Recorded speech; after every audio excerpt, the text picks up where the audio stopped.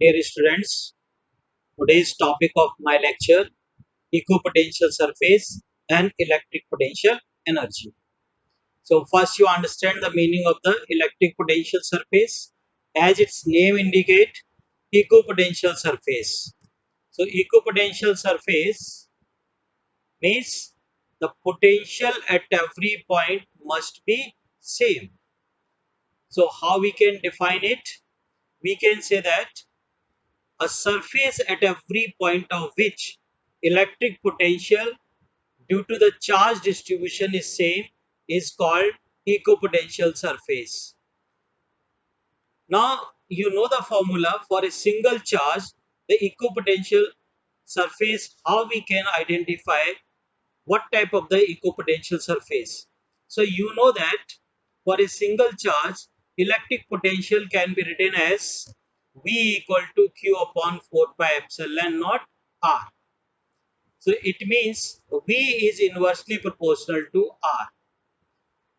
This shows that if R is constant, then V becomes constant.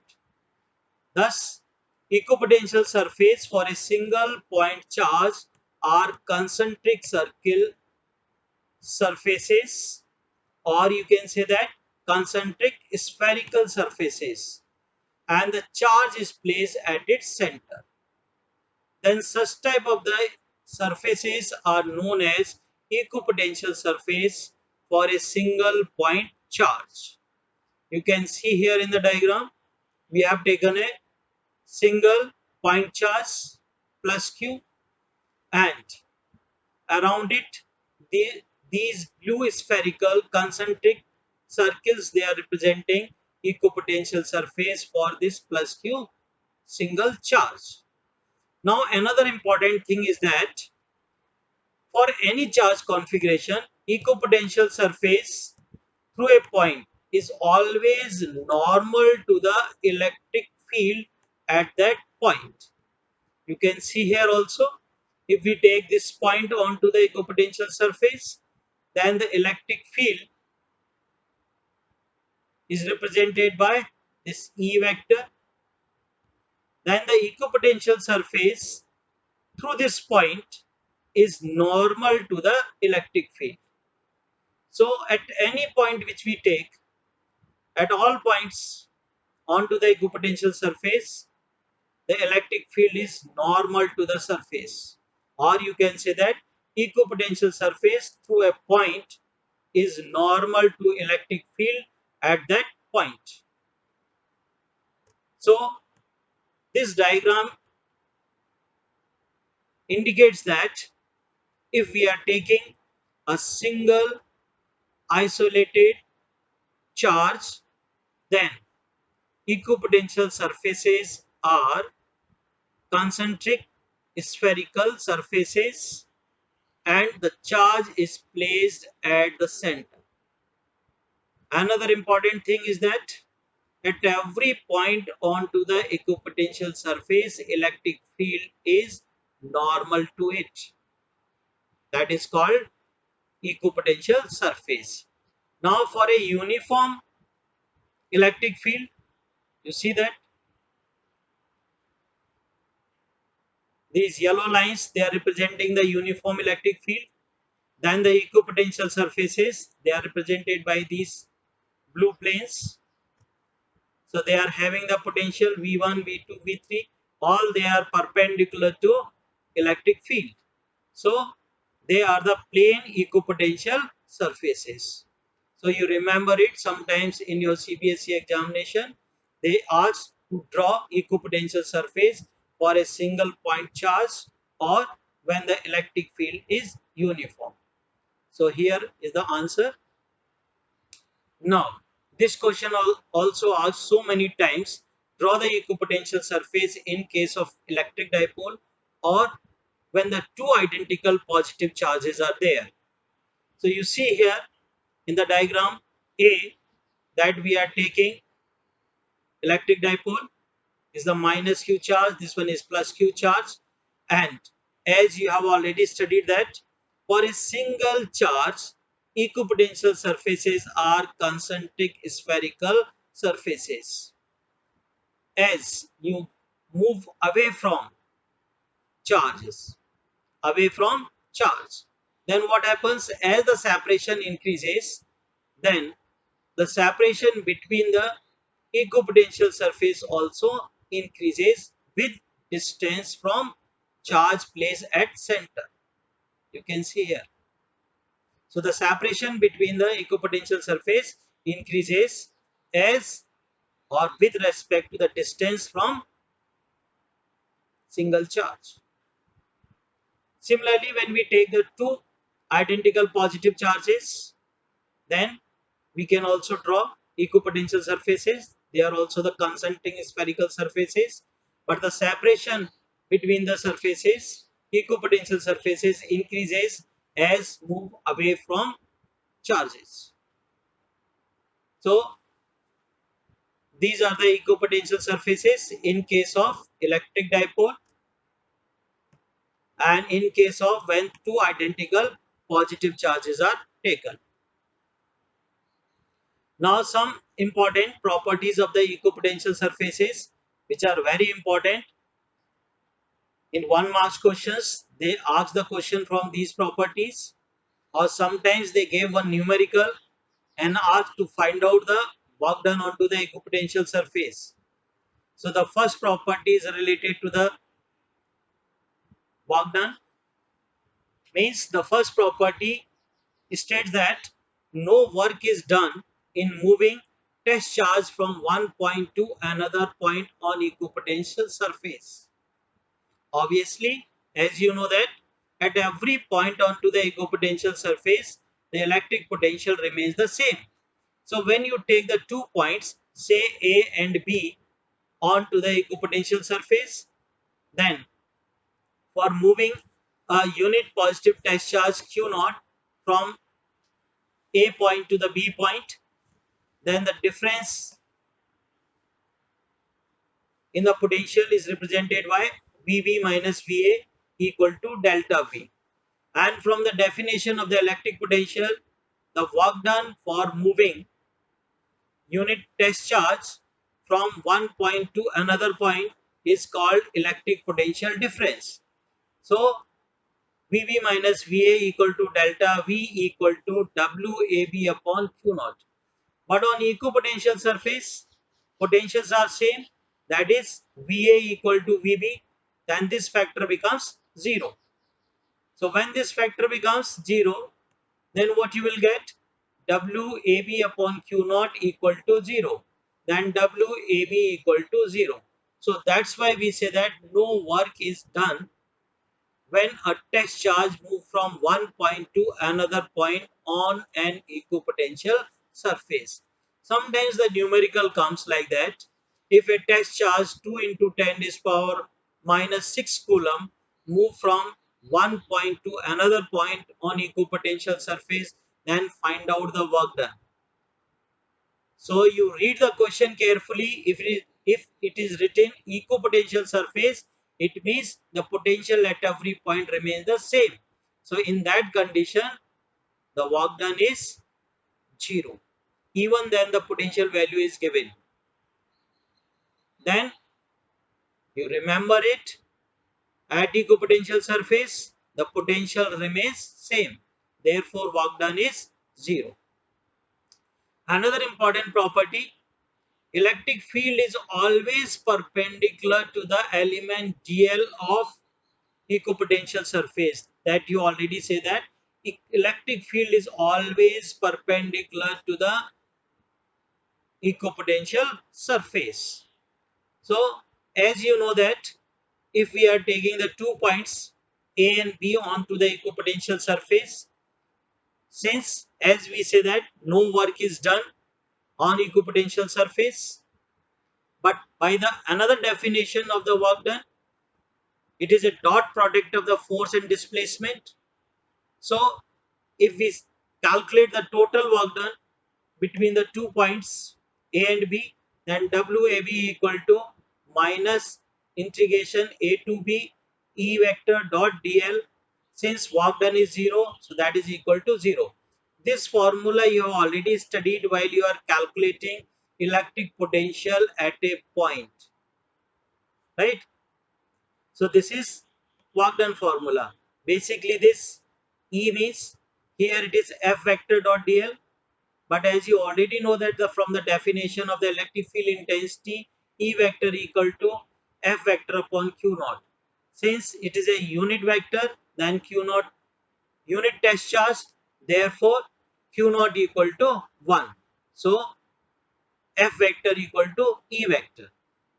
Negative sign that comes because the unit test charge you are bringing against to the electric field. So therefore you can write it, open the dot product, E dl cos theta equal to 0. But E cannot be 0, dl cannot be 0. It means which factor is 0? Cos theta is 0. If cos theta is 0, then theta equal to 90 degree. So that's why we say that the electric field is always perpendicular to the equipotential surface. This is very important property. This year in 2019-20 CBSE examinations, they asked this question. Explain how electric field is perpendicular to the equipotential surface. So it is a 2 marks question. So very easily you can understand and you can write its answer from here. Now the third property is that two equipotential surfaces cannot be intersect each other, and that you have already studied that two electric field lines cannot intersect each other.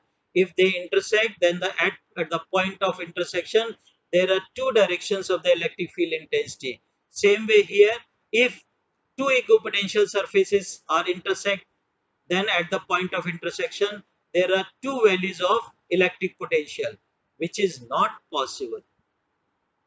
So these are the three important properties of equipotential surface. Now we come to the relation between electric field and electric potential. If you remember that in my video of the electric flux, I told you that one unit of the electric flux, that is voltmeter. At that time I told you that there is a relation between electric field intensity and potential. So by that relation, you can find out the value of or SI unit of electric flux, that is voltmeter. And that relation is E equal to dV upon dl. So from here that unit comes. So how this relation comes? Let us see. For that purpose, we consider the two equipotential surfaces, say A and B, and they are placed very close to each other, having the potential V and V plus delta V, where delta V is the change in potential in the direction of the electric field. Now we take a point P on the surface B, and delta L be the perpendicular distance of the surface A from point B. Let us imagine a unit positive test charge moved along this perpendicular distance from surface B to the surface A against the electric field. This arrow is representing the direction of the electric field, and we are moving unit positive test charge against this electric field. Then work done in this process, or rather to say that small work done in this process, and that work done is E delta L. Just I told you that work done equal to force dot product of the force and displacement, and that force in case of the unit positive test charge is equal to electric field. So in the magnitude form, what we can write, that work done is E delta L, and this work is equal to the potential difference. Now you remember here the two different equipotential surfaces, and they are placed close to each other. So their potentials are different. That is, for equipotential surface A, it is V, and for equipotential surface B, it is V plus delta V. So this work done is equal to the potential difference. Then the expression becomes E mod delta L equal to V minus within bracket V plus delta V, and when you open it, then V get cancelled. You will get minus delta V. So finally what you will get, E equal to minus delta V upon delta L. So what is the significance of this negative sign?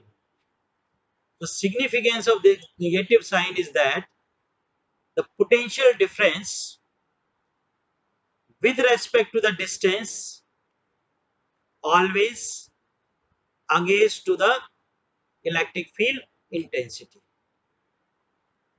So since delta V is negative, so delta V can be written as minus within bracket or mod delta V. So delta V equal to minus mod delta V.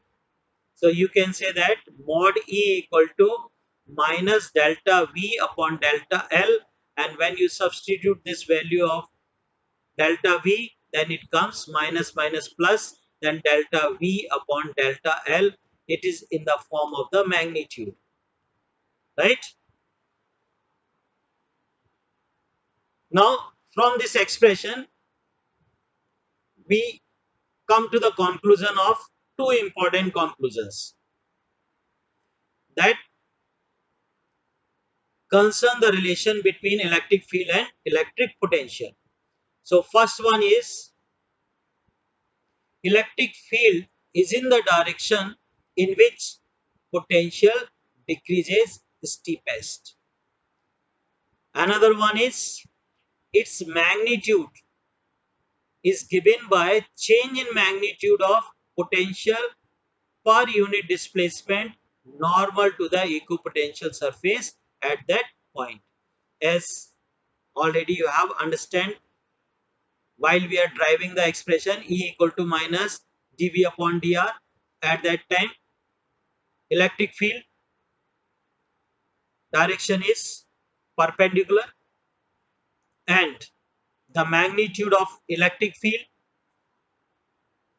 is given by change in magnitude of potential per unit displacement,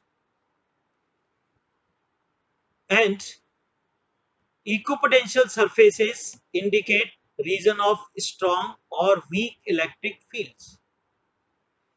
As I already told you that when uh, draw a equipotential surface in case of the dipole and two identical charges.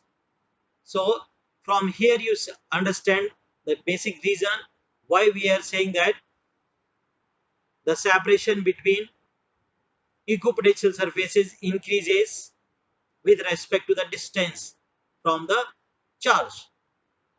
So as you know that E equal to minus dV upon dr. Here we are writing dr in place of dl.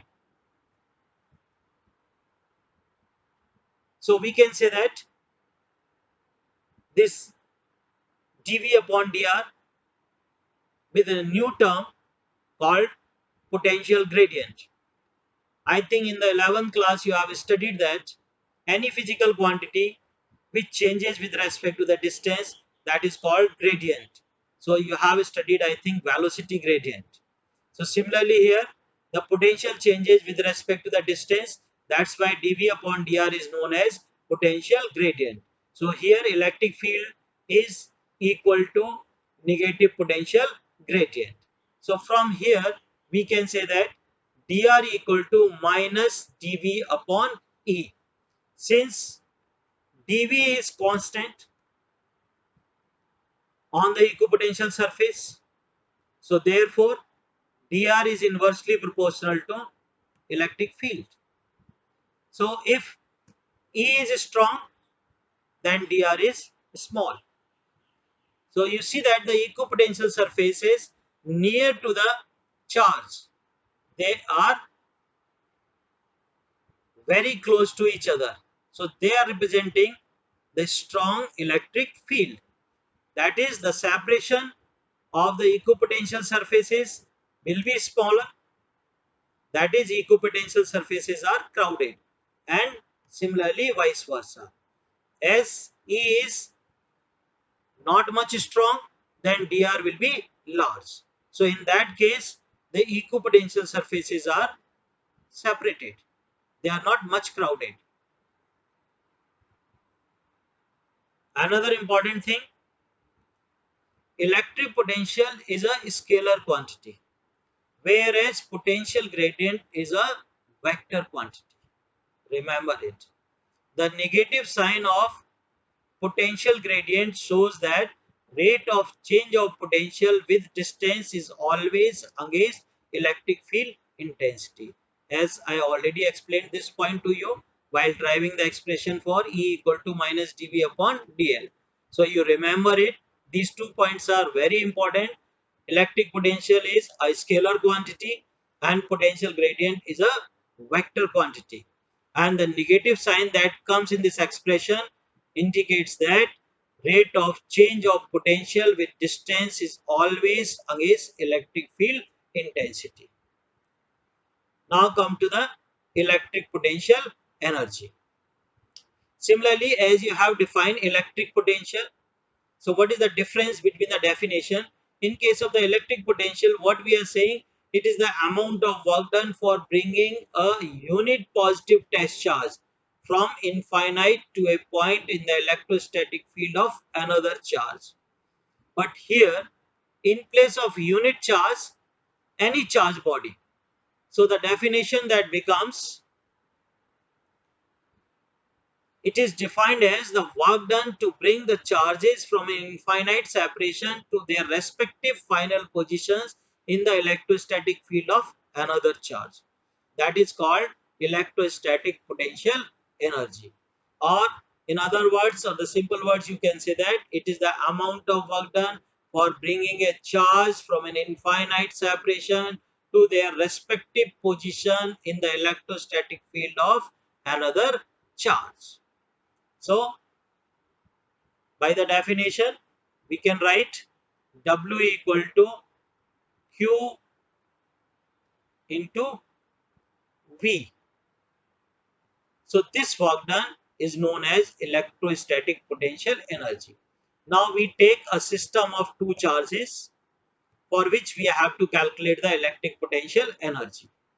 So, understand and keep remember the basic definition of electrostatic potential energy. So here we are considering the 2 point charges, say Q1 and Q2 at position A and B with position vectors R1 and R2 respectively. Let the distance between A and B is represented by R1, 2. At infinite, potential is 0.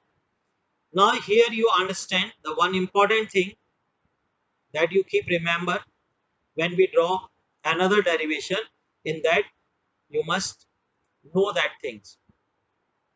Here the charge Q1 is already placed at its position A, and Q2 charge we are bringing from infinite. So remember this point. So when you are bringing this charge plus Q2 from infinite at a point B in the electrostatic field of charge Q1 at its respective position R2, then first you calculate electric potential at B due to the charge Q1. Then you apply this definition, work done equal to charge multiplied by potential. So the potential you have to calculate at point P due to the charge Q1.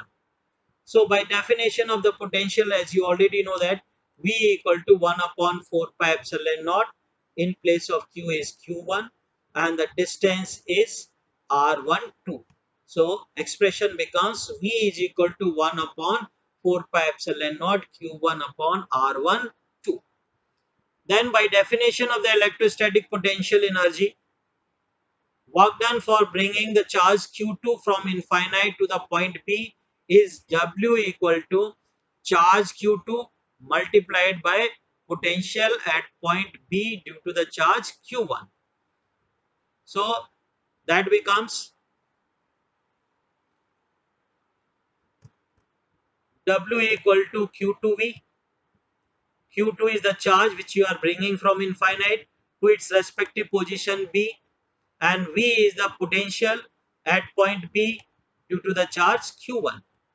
So you already calculated. So substitute that value of the potential here. Then you will get W equal to 1 upon 4 pi epsilon naught Q1 Q2 upon R12. This work done is stored as electric potential energy of a system of 2-point charges. So you remember it. And then potential energy is represented by U.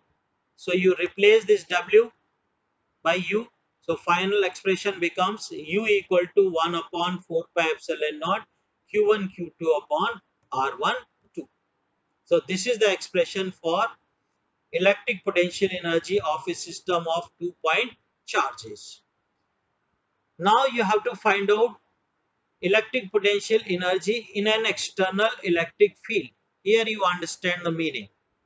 In the previous derivation, what we are saying that the charge Q1 is already placed at its position A, and that charge, from where you bring it, that charge is also we bring from infinite, and that is placed in an external electric field.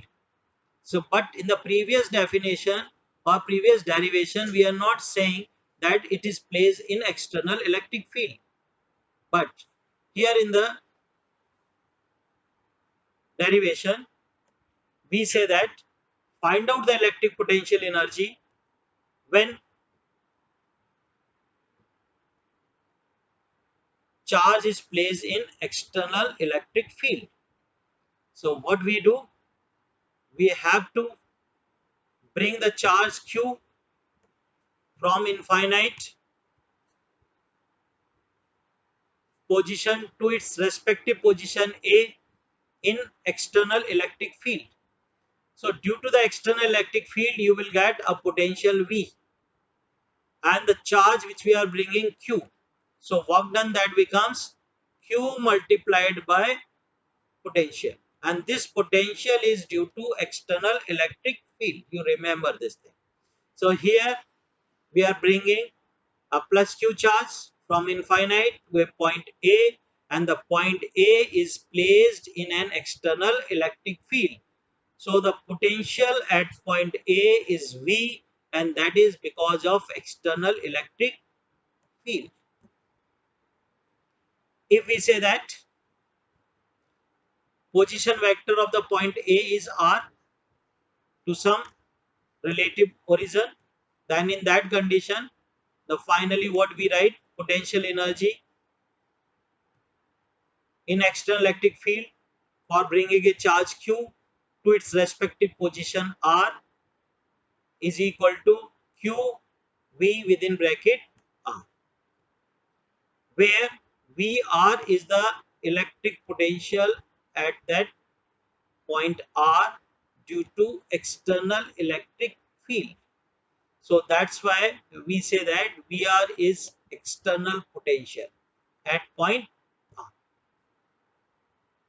Now similarly, you have to find out potential energy of a system of two charges in an external electric field.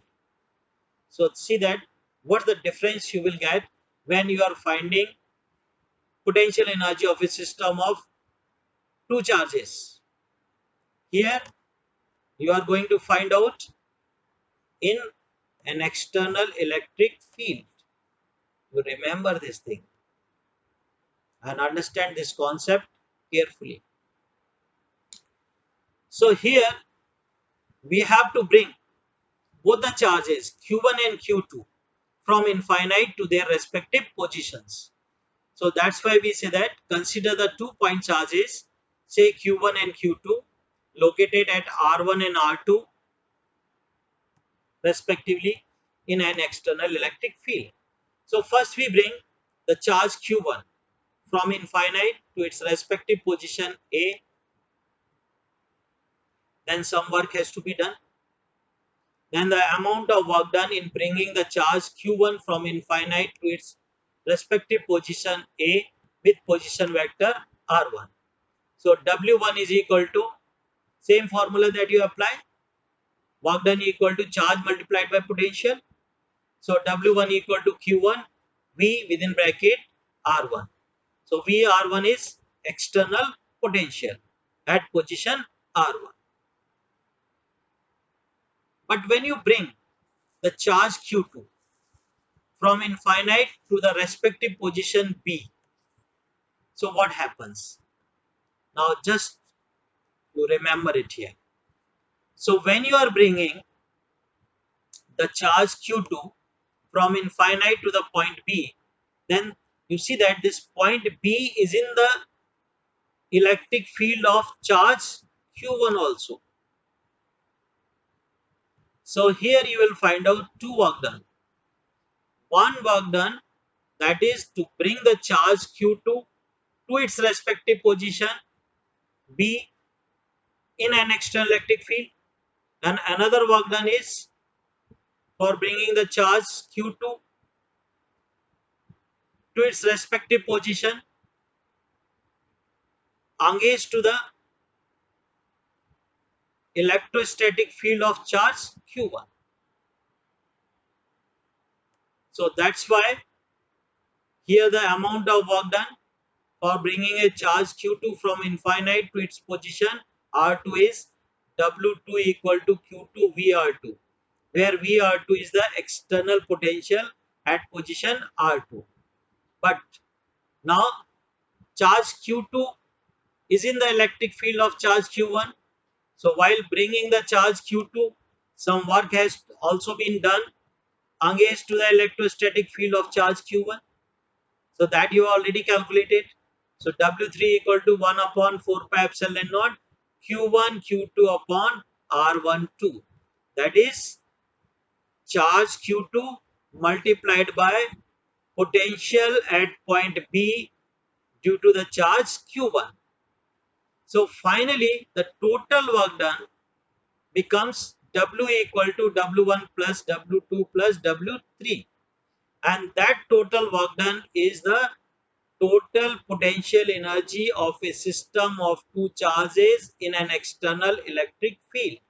So that we represent by capital U equal to W1 plus W2 plus W3. Substitute all these values here, then what you will get?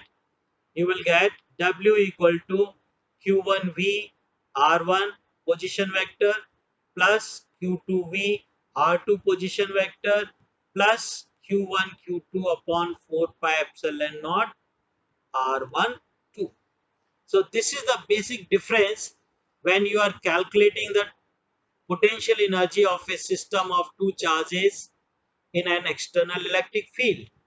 If you are calculating the electric potential energy of a system of two charges as you have done earlier, in that case you are getting only 1 upon 4 pi epsilon naught Q1 Q2 upon R12. So you remember this concept carefully while solving the numerical problems and conceptual problems. Now the units of electric potential energy. So as you know that unit of energy is joule. So similarly we say that SI unit of electric potential energy is joule, and another unit that we called electron volt, that is represented by EV. So what is its actual meaning? And sometimes in the CBSE they also ask the definition of 1 electron volt. So how you can define it also? Here, see here, if an electron with charge Q equal to E equal to 1.6 into 10 to the power minus 19 coulomb is accelerated by a potential difference delta V equal to 1 volt, then what you will get? Potential energy is charge multiplied by potential difference. So potential energy that becomes Q delta V. and Q is 1.6 into 10 to the power minus 19 coulomb multiplied by 1 volt, and then it becomes 1.6 into 10 to the power minus 19 joule. So thus the unit of energy is defined as 1 electron volt or 1 E capital V, that is electron volt. So you can say that 1 electron volt is that energy if an electron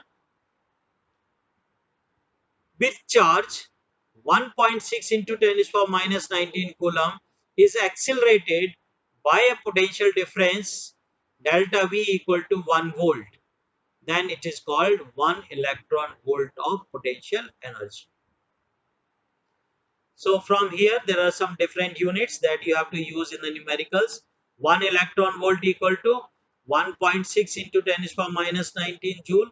Similarly 1 kilo electron volt equal to 10 to the power 3 electron volt, which is 1.6 into 10 to the power minus 16 joule.